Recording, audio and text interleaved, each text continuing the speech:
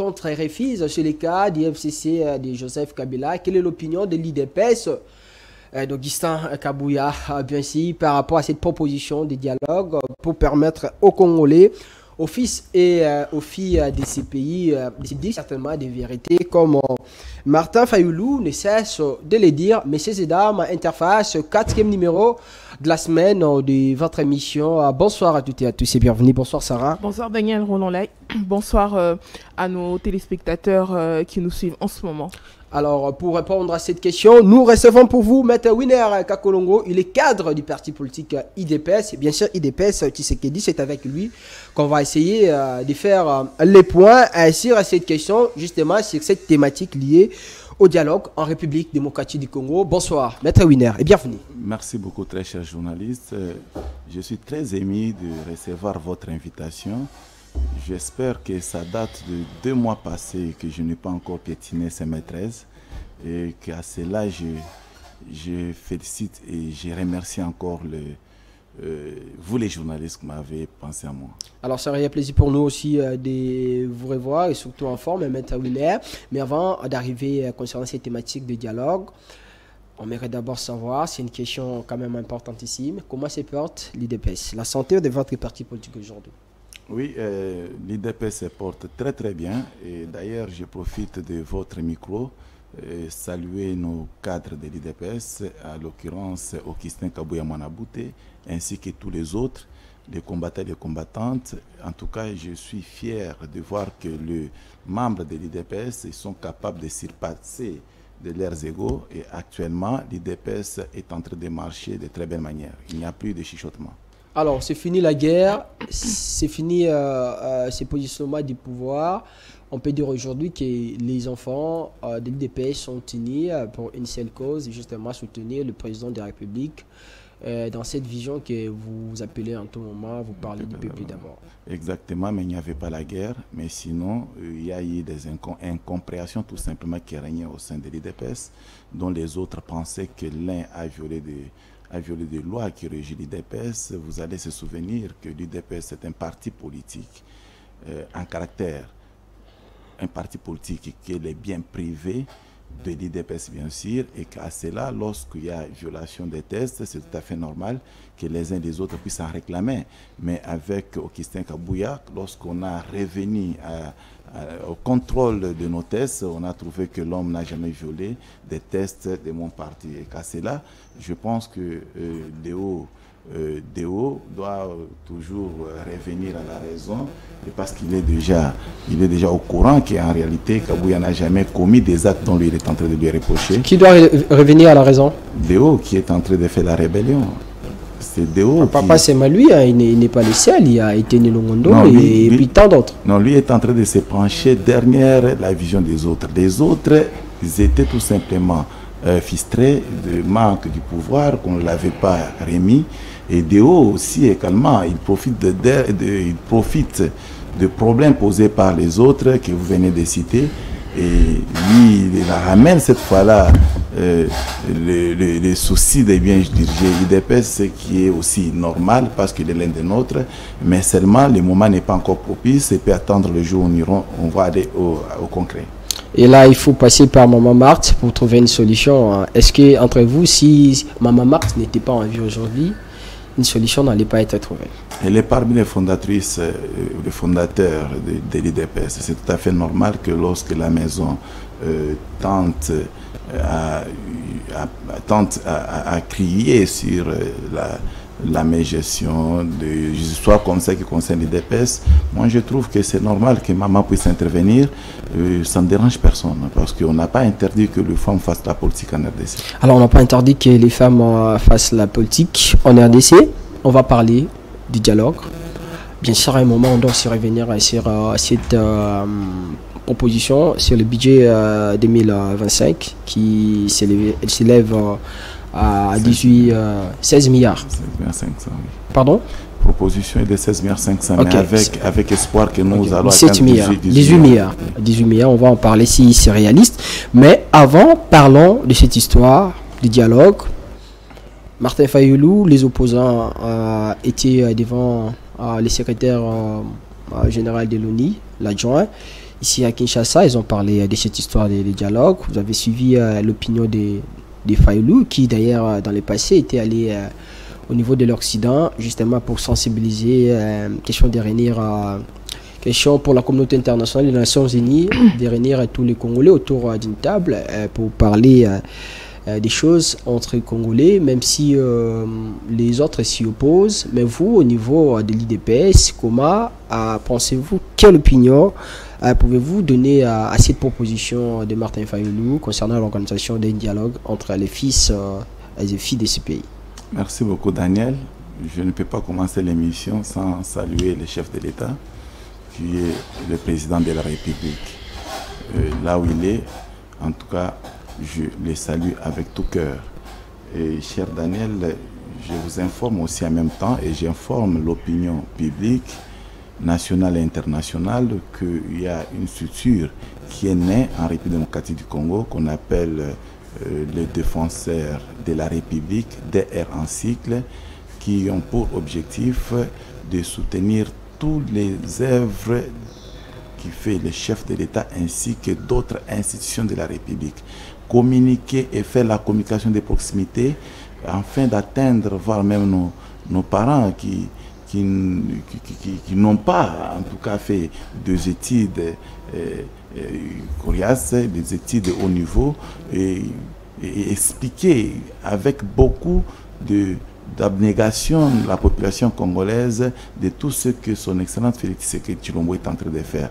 Et la structure est dirigée par Bellarmé Biamungu, qui est l'un des nôtres, qui est le coordonnateur. Et moi, votre serviteur, je suis chargé de monitoring ainsi que recrutement au sein de défenseurs de la République. Et une structure de plus. Exactement. Pour soutenir les actions du président Tshisekedi. Il faut toujours les faire parce que, vous savez, l'opposition existe. On en a plusieurs maintenant dans ce pays. Bon, peut-être, je ne sais pas. Moi, je vous parle ici de la défenseur de la République. Donc, je sais très bien que les amis sont en train de tenter comment s'organiser aussi. Mais s'organiser pour l'intérêt de la République, c'est une bonne chose. Plutôt que s'organiser pour commencer à commander dans des bureaux des autorités, c'est ce que nous, les communicateurs, on ne veut plus. Nous voulons qu'il y ait du sérieux et que les chefs de l'État sentent qu'il y a des gens capables en République démocratique du Congo qui sont en train de nous défendre et défendre toutes les institutions de la République.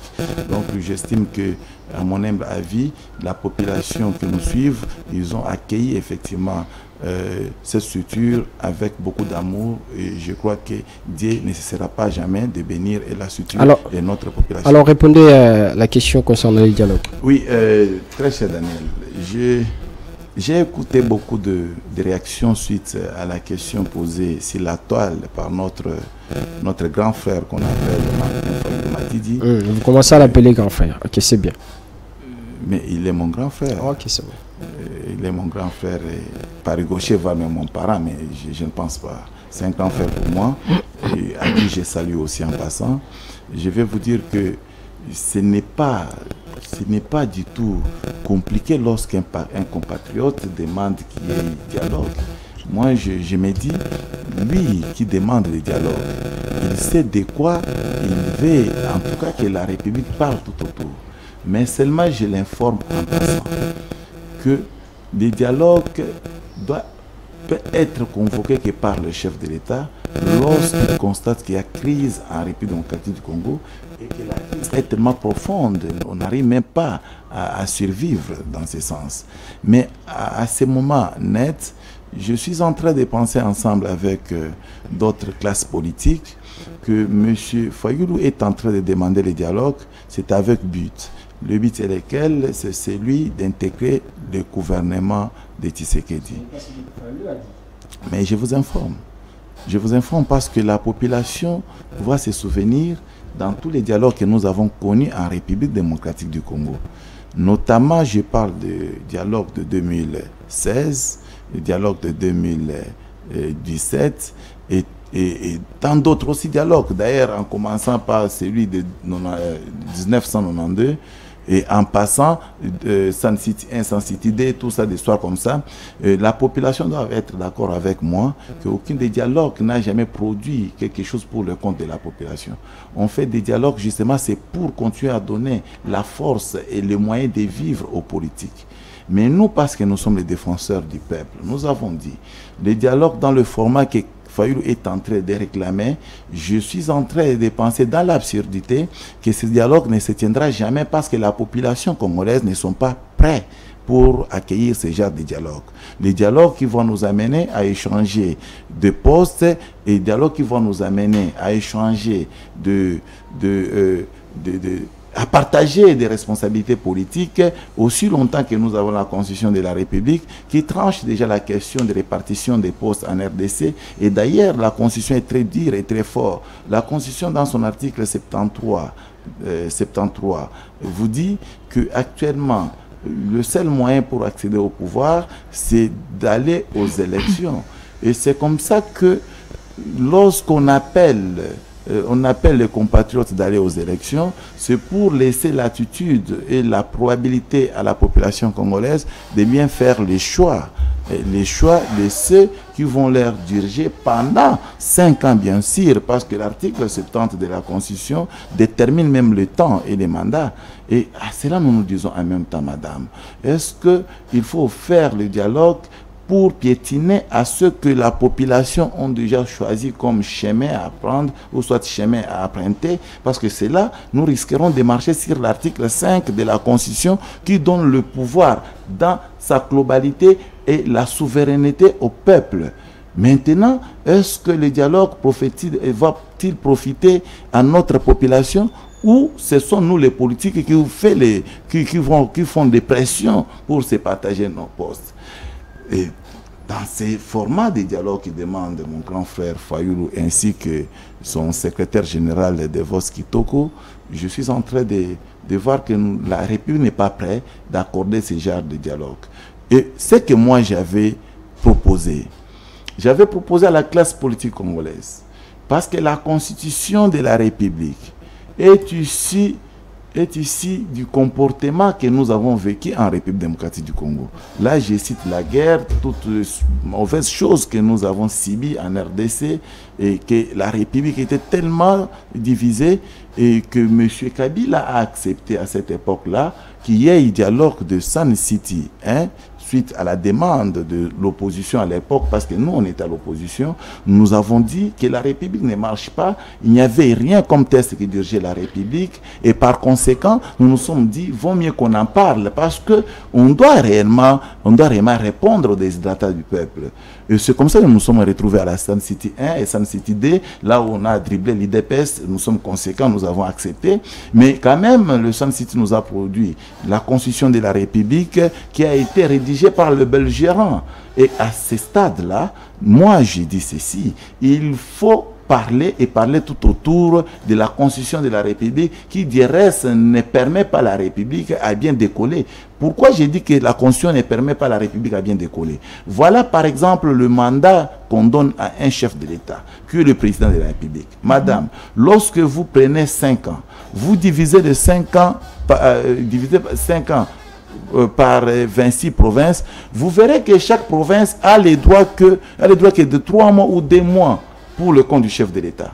Or, lorsque vous regardez nos provinces, ce sont des provinces-pays. Parce que quand vous consultez la Malawi ici à côté, qui est aussi un pays indépendant, vous verrez que ce petit pays-là est comparable à l'Équateur. À l'Équateur, ces petits pays-là. Et nous avons dit, il faut revoir notre constitution, ramener le mandat du chef de l'État à 8 ans ou 7 ans, et revenir, donner le mandat, que les mandats soient continuels pour que le peuple lui-même puisse juger effectivement la faisabilité de celui qu'il a choisi. Dans ce cadre-là, parce que... C'est en faisant 8 ans qu'on peut juger la faisabilité de la personne? Non, exactement, parce que c'est l'État aussi qui permet à l'homme d'agir et de s'exprimer et donner tout ce qu'il a comme compétence. Parce que lorsque vous n'avez pas assez du temps, en tout cas, ça sera aussi difficile de revenir toucher, voire même d'autres situations que vous avez dans votre programme et les toucher de très belle manière, de telle sorte que la République reconnaisse en vous quelque chose. Je vous donne l'exemple de M. Kabila. M. Kabila, bien qu'il avait déjà fait 4 ans, parce qu'il est entré au pouvoir en 2000, en 2001 et c'est en 2006 qu'il y a eu l'élection. Donc 5 ans qu'il avait consommé bien avant. Et Kabila avait aussi des idées, madame. Kabila avait des idées pour la République et il a consommé effectivement son temps, bien que les idées que Kabila a conservées n'a pas pu engendrer tout ce qu'il concevait comme homme politique. Et Kabila, quand même, il a posé des actes de bonne foi en République démocratique du Congo.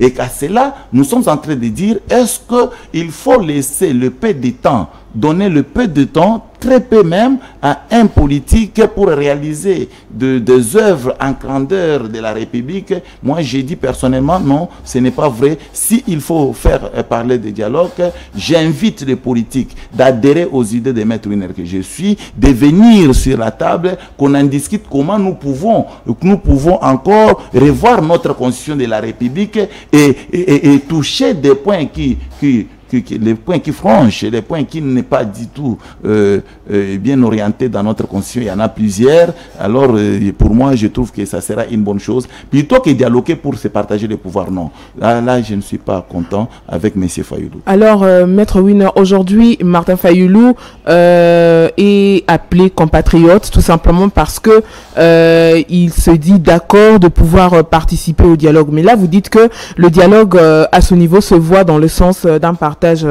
des postes. Mais comment comprenez-vous le fait qu'un opposant ait accepté d'être d'accord avec le dialogue? Est-ce que cela ne se voit pas dans le sens d'une trahison de la part des autres opposants? Oui, exactement, c'est ce que nous disons. Mais comment aussi expliquer qu'un opposant demande le dialogue pour qu'il entre dans les institutions? Donc c'est juste le fait qu'il soit opposant et demande le dialogue qu'on peut dire, qu'on peut carrément conclure qu'il accepte et se dit d'accord de ce dialogue juste parce qu'il s'agit d'un partage des postes. Non, ici il faut faire des marcations entre ce que nous disons et ce que Martin Fayoulou est en train de dire. Martin Fayoulou projette, il veut le pouvoir. Martin Fayoulou est à la recherche du pouvoir. Mais Maître Winer propose la voie de sortie pour la nation. J'ai dit à la nation, on ne peut pas continuer à conserver ce genre de constitution qui est le fruit des belligérants, le fruit des gens qui ont tué effectivement notre population. Madame, la constitution que nous utilisons aujourd'hui est tirée du sang de nos compatriotes. Est-ce qu'on va toujours continuer à vivre ensemble avec ce genre de constitution tout en plairant nos compatriotes? C'est de là que moi j'ai dit, s'il s'avère nécessaire que nous allons au dialogue, il serait important et hyper important qu'on parle de la constitution de la République et qu'on puisse réviser ou soit changer cette constitution afin que la République prenne encore d'autres allures du développement. Donc c'est ça ma proposition, contrairement à ce que M. Fayoulou ainsi que son équipe sont en train de demander. Mais s'il faut revenir à l'idée de Martin Fayoulou, parce qu'il a critiqué, il vous dit que voilà, lui cherche le dialogue parce que la guerre étant traînée, étant durée à l'est du pays. Et il a même donné des dates. Il vous dit que c'est depuis 1994 que la guerre nous a imposé injustement au niveau de l'est du pays. Et nous disons, nous sommes tous conscients qu'effectivement il y a la guerre à l'est. Mais est-ce que la guerre à l'est va nous amener à dialoguer? Parce que vous allez se souvenir en même temps, chers journalistes, en 2002, Kabila convoque le premier dialogue de Sam City. Vous savez ce qui s'est passé? Nous avons vécu tout simplement le brassage et mixage dans notre armée. Donc, l'armée est devenue encore le plus pourri que vous ne pouvez pas avoir l'idée. Ça, c'est un. De deux. Après avoir fait le mixage et brassage, les politiques se sont partagés tout simplement des postes. Vous allez se souvenir qu'on a été le premier pays du monde qui a fait des combinages d'un président avec 4 vice-présidents. C'est là, nous n'avons jamais connu. Et tout cela, c'était pourquoi, madame? C'est justement pour démontrer que lorsqu'il y a un dialogue convoqué, ça va toujours aux intérêts des politiques. Et moi, j'ai dit, vaut mieux revoir la Constitution qui est notre boussole de la République. Et avec la Constitution de la République démocratique du Congo peut encore avoir la lyre du développement et c'est ce que nous souhaitons et surtout nous les défenseurs de la République. Vous pensez que la population aussi peut bénéficier de ce dialogue? Exactement. Si le dialogue est dans le sens de revoir des tests qui ne permettent pas à bien agir, qui ne permet pas à poser des actes de responsabilité, qui ne permet pas, qui ne donne pas le plein pouvoir aux dirigeants qui sont votés et donnés de toute souveraineté par la population congolaise, ça pose problème. Je donne un cas, madame. Est-ce que vous savez que le président de la République est élu au même titre que le gouverneur de la ville? C'est que vous voulez dire que nous avons au moins 26 provinces avec 26 gouverneurs plus 1, c'est que nous sommes dans le calcul de 1 plus 26. Nous quittons dans le chemin de 1 plus 4, on revient avec la constitution du 18 février 2006, on prend d'autres formules qui est le 1 plus 26. Or, avec 1 plus 4, ça n'a jamais marché. Vous allez se souvenir que les Mbemba faisaient ce qu'ils voulaient faire, Azarias, Rouberois et consorts, tous ces gens-là. Donc tout le monde voulait avoir la main sur la gestion et toucher, voire même le moyen financier, justement pour se faire la santé politique. Et c'est ce que nous voyons actuellement avec nos gouverneurs. Vous pouvez comprendre qu'un gouverneur qui a été voté, et qui n'est pas nommé par le chef de l'État, et lorsqu'il est en train de travailler dans sa ville ou soit dans sa province, il travaille pour le compte de qui? Si ce n'est que pour se faire la santé politique, afin de projeter d'être candidat en 2028 ou soit dans des échéances prochaines. C'est de là que moi, Maître Winer, je pense que la République mérite d'être orientée dès ces jours. Parce que l'avenir de la République dépend de nos enfants. Dépend de nos enfants. Donc c'est ça, madame. Mais alors, qu'est-ce qu'on peut retenir de ce qu'il y a eu comme dialogue à l'époque de Kabila, qu'on peut aussi copier pour cette époque? Non, tous les dialogues que nous avons connus en République démocratique du Congo n'ont jamais profité à la population. Je viens de le dire et je le confirme. Tous les dialogues connus n'ont jamais profité à la population congolaise. Mais seulement, j'insiste pour vous dire, tous ces dialogues-là profitaient qu'aux politiques. Profitez qu'aux politiques. Voilà, nous sommes en Onandé, madame. En Onandé, madame, Mobutu convoque la conférence souveraine. Et qui sort comme premier ministre à la conférence souveraine, c'est Etienne Tshisekedi Amulumba. Mobutu constate que Etienne Tshisekedi Amulumba est venu avec l'idée de travailler pour le compte de la République. Mobutu le révoque, justement après quelques jours. Pourquoi il en avait révoqué? Parce qu'il avait compris que l'homme a le chaleur de la population et l'homme est tellement aimé par la population et par conséquent l'homme risque de m'arracher la leadership. Et c'est ce qu'il s'est viré. Est-ce que l'objectif du dialogue de 1992 avait atteint effectivement son objectif? S'il faut parler de, s'il faut revenir à la tautologie. Madame, tu vas comprendre tout de suite que ça n'a pas payé. Ça, c'est de deux. Kabila, avec tous ces dialogues, il nous a amenés où? Si ce n'est que Vilpande Kabila, et la conséquence de trop Vilpande Kabila, Kabila devient un sanguinaire en République démocratique du Congo. Kabila s'est dit, là, moi, je vais maintenant commencer à tuer. Et il commence à tuer la population ainsi que d'autres hommes politiques. C'était suite au dialogue parce qu'il s'est vu son pouvoir, lui comme président de la République, en train de subdiviser son pouvoir qui lui revenait. Et quel a été maintenant l'avantage de ramener les gens dans des dialogues? Tu comprends que c'était nul. Et en 2016, Kabila profite des dialogues parce qu'il avait compris qu'il n'a plus la légitimité de la population congolaise. Il se ramène encore, il se rabaisse encore dans des comportements criminels, laissez-moi, excusez-moi pour le terme, un comportement purement criminel de tuer la population. Et il convoque les dialogues, il commence à donner des postes de responsabilité aux individus. Vous pouvez me dire, Tibala, si ce n'est que s'attraper des maisons, qu'est-ce qu'il a fait pour la population congolaise? Sami Badi Banga, si ce n'est que tuer et détruire la caisse de l'État, qu'est-ce qu'il a fait? Parce que ce sont tous les bénéficiaires numéro 1 du dialogue de M. Kabila de 2016. Donc, c'est de là que j'invite la nation. S'il faut parler de dialogue, il faut revenir aux idées de Maître Winer que je suis, qui avait proposé que s'il faut aller associer tous nos politiques sur la même table et parler de la constitution de la République, comment la changer pour que nous ayons notre constitution qui sera effectivement rédigée cette fois-là par rapport aux déshydratats de la population. Et à ce moment-là, la République nous sera reconnaissante. Parce que c'est la constitution qui gère la nation.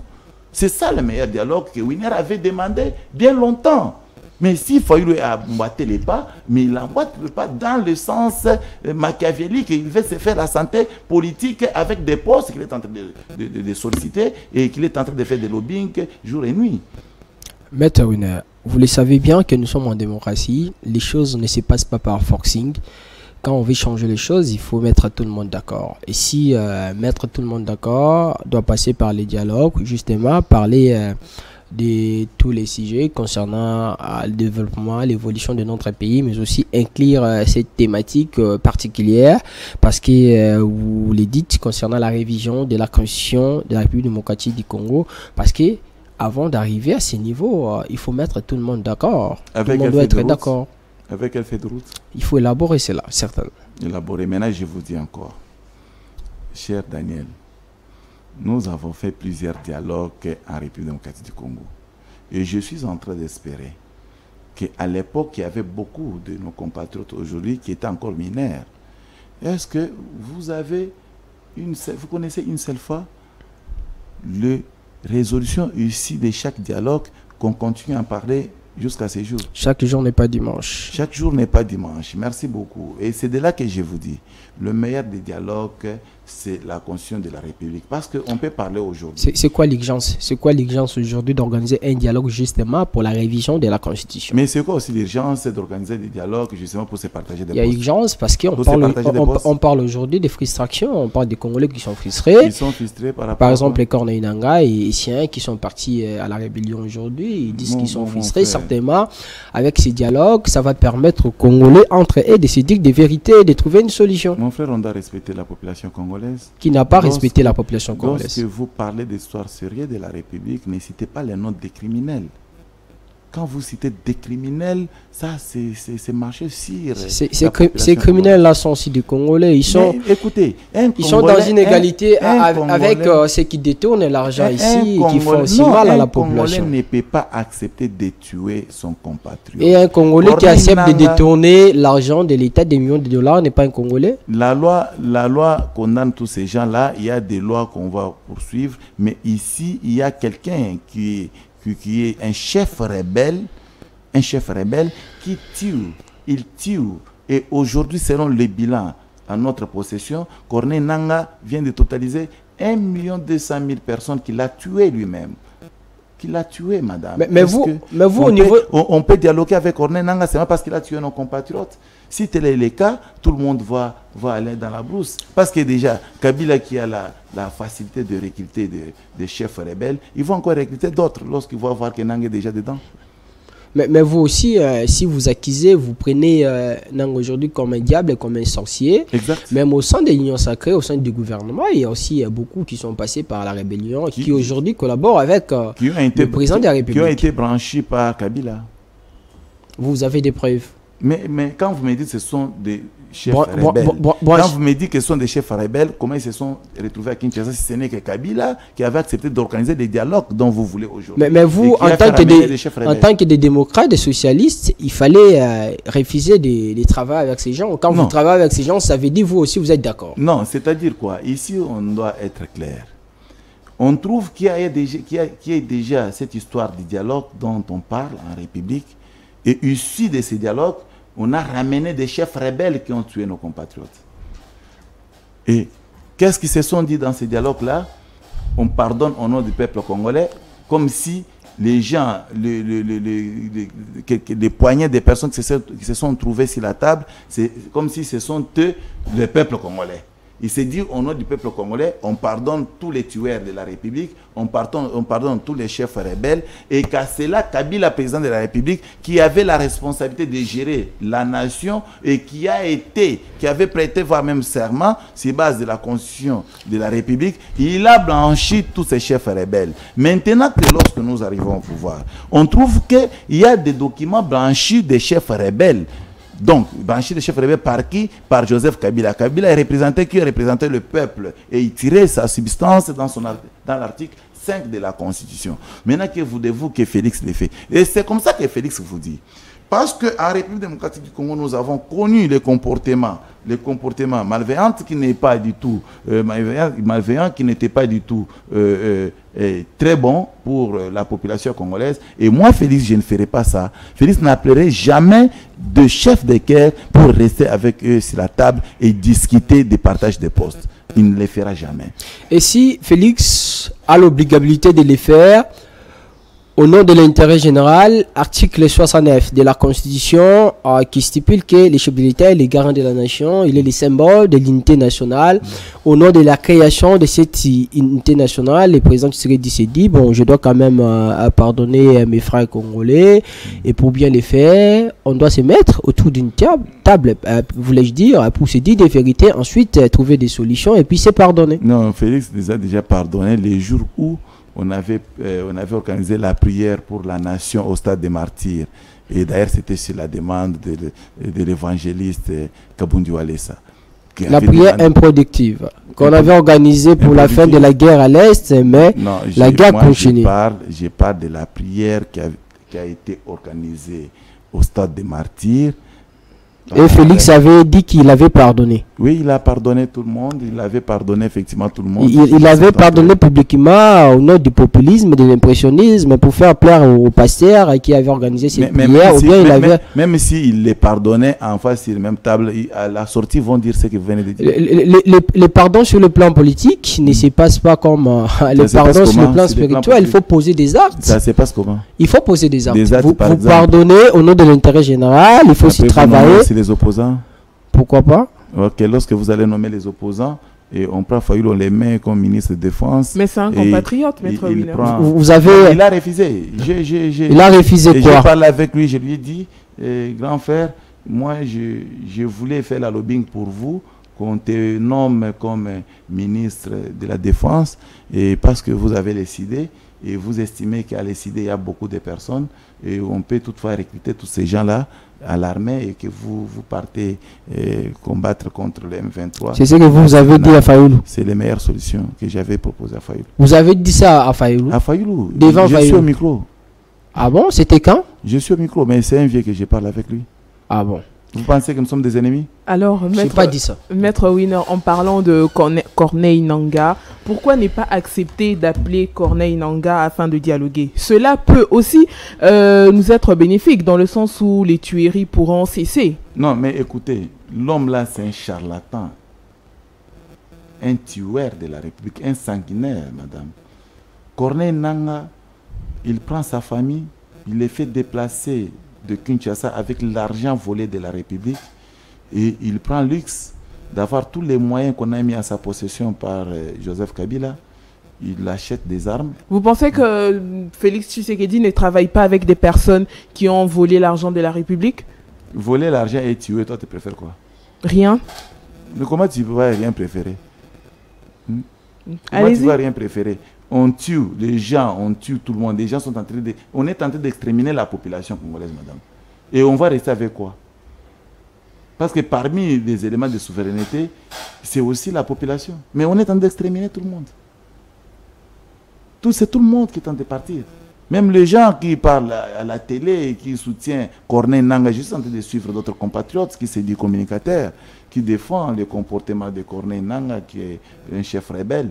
Et moi, je me demande, dans la zone où Corneille Nangaa est en train de tuer les gens, est-ce que les gens qui viennent défendre Corneille Nangaa, ils ont aussi leurs frères là-bas? Parce que moi, j'ai mes frères là-bas.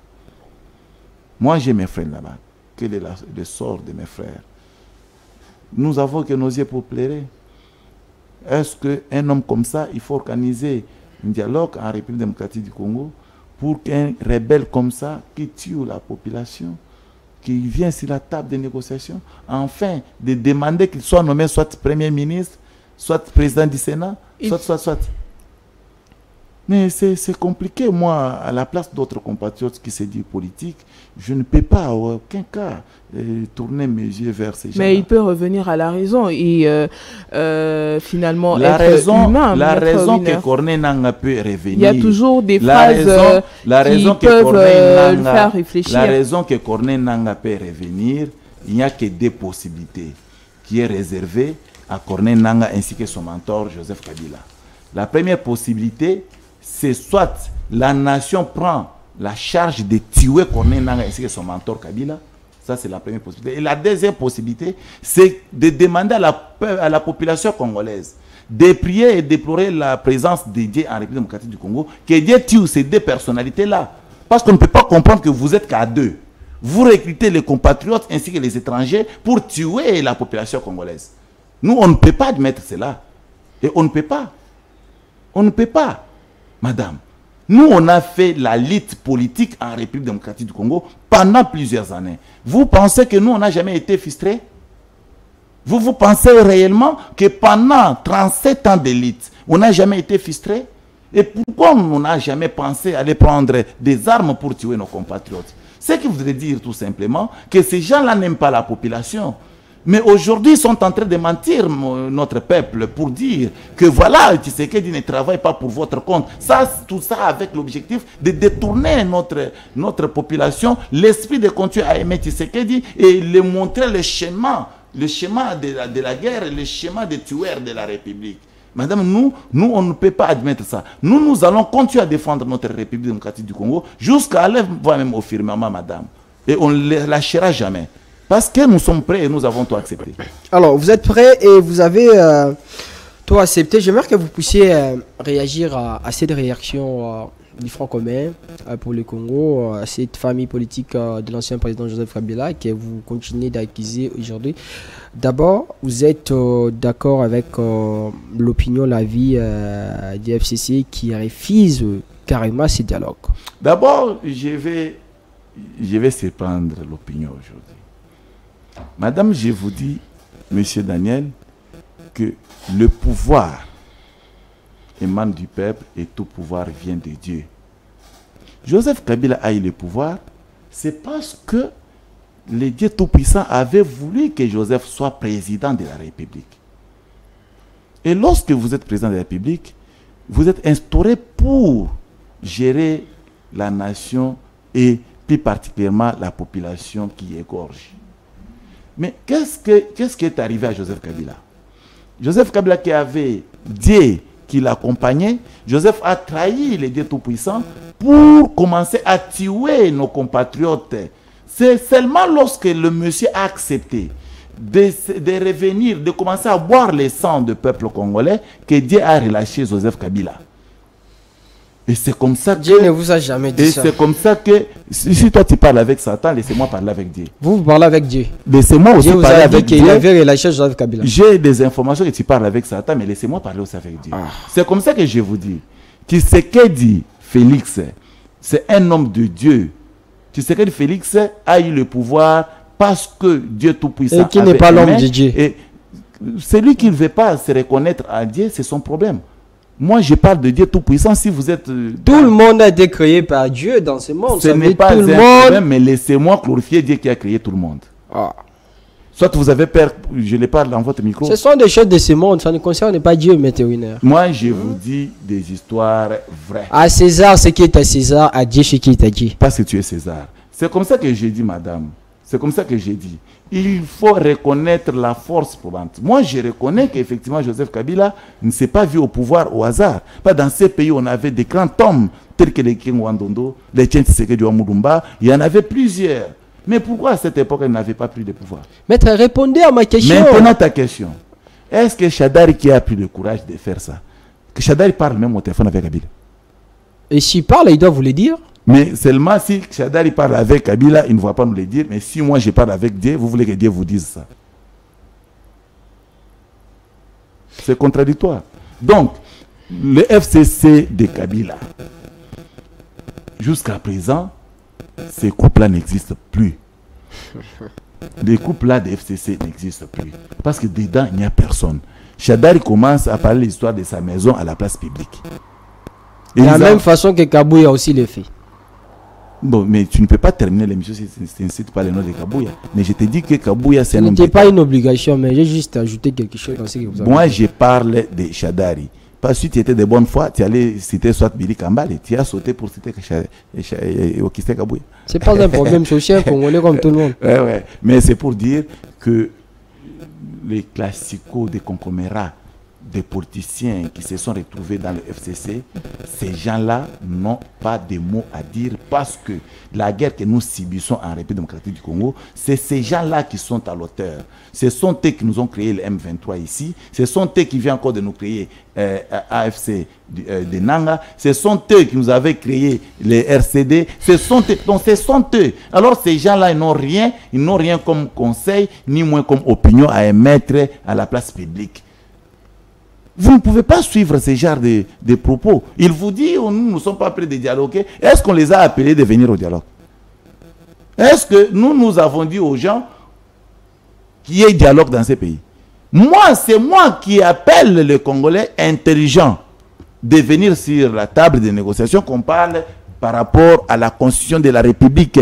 Parce que les Congolais intelligents, ça veut dire les non-intelligents doivent rester dans leur maison, doivent aller suivre les meetings organisés par l'IDPS à la 10e grille. Quand on parle de Congolais intelligents, je suis en train de viser la classe politique qui ont fait des études pour la réflexion de bien aider la population.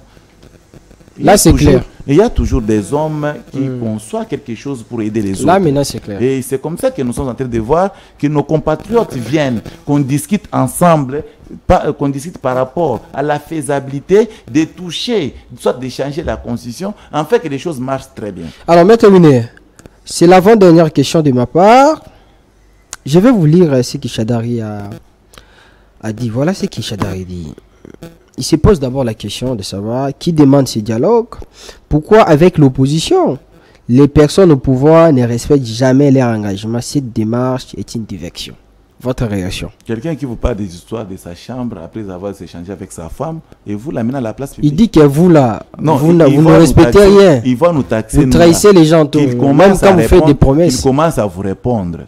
Qu'est-ce qui a poussé le pouvoir de Kabila à créer M23? Chadari veut que, écoutez. Mais vous, quand on parle de vous, vous revenez toujours, faites marche arrière pour parler de Kabila. Nous, on n'a pas demandé le dialogue. Nous, on n'a pas demandé de dialogue parce qu'on n'en a pas besoin. Nous sommes au pouvoir, nous sommes en train de gérer de très belle manière. Moi, j'ai dit ceci. Chadari accuse les autres. Or, la problématique par rapport à la tuerie qui entraîne en République démocratique du Congo s'appelle les Chadari et consorts. Ça, c'est très clair. On ne peut pas changer l'histoire. Mais quand Chadari vous dit que les gens qui gèrent actuellement, ils ne respectent pas leur engagement. Lui, il a voulu qu'on respecte l'engagement. Qu'on lui dise que Chadari, allez-y, continuez à tuer des gens avec votre alliance du fleuve Congo ainsi que l'M23. C'est ça les engagements que Chadari nous appelle d'aller accepter. Et vous voyez qui c'est qui dit accepter ce genre de propos. Non, s'ils ont habitué avec les comportements sanguinaires, nous disons, nous, ce n'est pas c'est pas notre leitmotiv. Et ici, j'appelle Chadari, parce que leur bloc là, leur truc là des FCC et des PPRD, ce sont des histoires, des structures qui restent dépourvues de toute substance politique ainsi que... Alors, Maître Winer, ma dernière question pour boucler l'émission, j'aimerais d'abord que vous puissiez faire une analyse en 30 secondes concernant les budgets pour l'année 2025 qui a été proposé, prévision budgétaire par la première ministre Judith. On parlait des 18 milliards de dollars. Est-ce que c'est une proposition réaliste? Parce qu'à un moment, on nous a proposé des montants ici qui étaient sur un papier, mais sur le terrain, il n'y avait pas de réalisation un peu concrète ou bien colossale pour démontrer qu'on avait vraiment à ces budgets-là.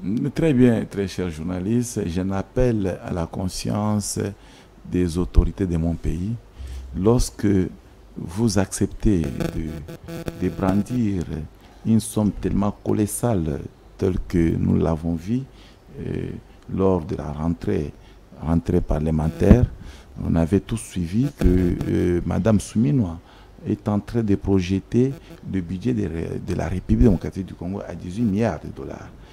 Chose qui est faisable, chose qui est normale. Et d'ailleurs, s'il s'agit de Maître Winer, j'allais parler même de 40 milliards. 40 milliards. De 40 milliards. Maintenant, là où ça pose problème, c'est d'être serein. Mon frère ami, il y a des gens animés de mauvaise foi qui sévissent tout autour, qui sévissent dans des institutions aussi de la République, pour ne pas accuser les institutions, qui ne sont pas animées de bonne foi. À la place de mobiliser les fonds pour la population, et préfèrent détourner les fonds qui est dirigé, des fonds qui seraient le fruit de notre population. Et madame, ça fait mal. Et c'est là, c'est à tous les niveaux de la population, même ceux-là qui ne font pas la politique. Pas longtemps qu'hier, je profite de l'occasion pour dire quelque chose un peu très très capital. Madame, il y a une somme très importante qu'on a donnée au ministère de l'EPST. Au ministère de l'EPST qui dirige Madame Araissa Malou, qui revient à la prime des enseignants. Madame, monsieur le ministre Doudou Famba a payé à chaque individu 3 mois d'arriéré des primes. Mais vous savez ce qui arrive? Des listes présentées par la ministre Malou, c'est la liste qui contient tous les agents qui travaillent, à l'EPST et tous les agents qui touchaient déjà la prime d'équité. Malheureusement, au moment où je vous parle, les gens qui se disent des directeurs dans ces ministères, ils se sont organisés pour enlever les noms de gens qui sont des vrais bénéficiaires et remplacer aux gens qu'ils ont ramassés en route pour qu'ils tirent quelqu'un de cause. Dis-moi un peu, c'est genre de pratique. À quand nous attendons effectivement le meilleur pour la République démocratique du Congo? Si au niveau du ministère, un directeur qui connaît bien ses agents, mais il accepte effectivement, bien qu'il souffre avec ces agents-là, il accepte de sacrifier ses agents afin d'utiliser d'autres personnes qui vont vouloir l'apporter l'argent et qu'il met dans sa poche. Et au moment où je vous parle, les gens sont en train de pleurer. Et ça, c'est le comportement que nous déplorons. Ce sont les nominations de qui? Est-ce que des directeurs, ils deviennent directeurs parce que les chefs d'État les nomment? Ils deviennent directeurs parce que ça, c'est l'administration congolaise. Des chefs nomment des politiques qui sont des ministres. Et quand les ministres arrivent, trouvent des gens qui sont là, qui ont installé les systèmes mafieux. Et moi, je suis en train de dénoncer ce système mafieux. Alors, Maître Winer. Donc, nous sommes le vrai défenseur du peuple. Nous sommes là pour parler du peuple congolais parce qu'on ne peut pas voir notre peuple en croupir. Bien reçu. Vous concluez l'émission. Merci beaucoup. Ma conclusion va nécessiter tout simplement à saluer quand même 2 ou 3 personnes. Mais bien avant, je remercie la population. On vous laisse la primaire. Je suis effectivement clair. Je pense que la population qui sont tranchées, ils m'ont écouté avec beaucoup d'intention et avec plaisir. Mais je commence à remercier le peuple congolais partout où il se retrouve, surtout mes frères et sœurs qui se retrouvent à l'étranger, que je salue aussi en même temps. Et à l'occasion, je vais reconnaître des hommes, des élus du peuple qui, pendant la vacance judiciaire, ils ont fait un travail d'équitant au terrain. Là, je vois directement honorable Paking Anini, qui est l'élu de Tchangou, à qui je salue. Et j'étais très fier de les voir en train de faire le travail comme un député effectivement élu, et je suis en train de croire que s'il continue dans cette allure, il sera encore réélu même en 2028. Et en même temps, chers frères, j'ai remercié ici le sénateur, honorable sénateur Jonas Kalambayi, le docteur, l'homme. Ah, mais tu me regardes, à chaque fois que je parle de Jonas Kalambayi, c'est tout le monde qui est joyeux, je ne comprends pas. Jonas Kalambayi, l'homme de la rationalité et du bon sens. En tout cas, je suis très persuadé que cet homme, en tout cas, il vit avec Dieu exactement. Donc, je le salue là où il est. Mais ici, je voulais informer la nation congolaise. Mon frère ami, il faut reconnaître les gens lorsqu'ils sont encore vivants. Ici, je vois l'évangéliste, pasteur Kabundi Walesa. Mon frère ami, cet homme, c'est depuis l'époque de Mobutu qui ne cesse pas de prier pour la République. Il a prié pour la République depuis l'époque de Mosé, il a prié pour la République depuis l'époque de Kabila les fils, et il continue à prier pour la République à l'époque de Félix Tshisekedi Tshilombo. Un homme au milieu du village, un pasteur instauré par Dieu lui-même, et celui-là, c'est à cela que je demande cette fois-là, parce que c'est Félix Tshisekedi. Ce n'est pas les plateaux pour faire la campagne du pasteur Kabundi Walesa. Non. Laissez Dieu, c'est un homme de Dieu. Laissez Dieu faire sa campagne. Mais écoutez ce que je suis en train de dire. Le populisme, l'impressionnisme, ce n'est pas pour les hommes de Dieu. Écoutez. Jésus-Christ lui-même n'a jamais été une star. Mais comment tu l'as connu s'il n'a jamais été star?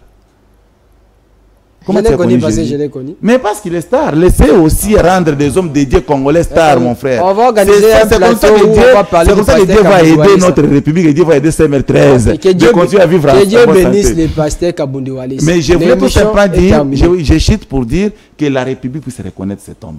Même les décorer, une simple décoration. Ma décoration, mon père. Maintenant, oui, l'émission est terminée. C'était un plaisir pour nous de vous recevoir sur le plateau. Je rappelle que vous êtes communicateur et cadre du parti des Festis. Je salue aussi le DG, je l'ai vu.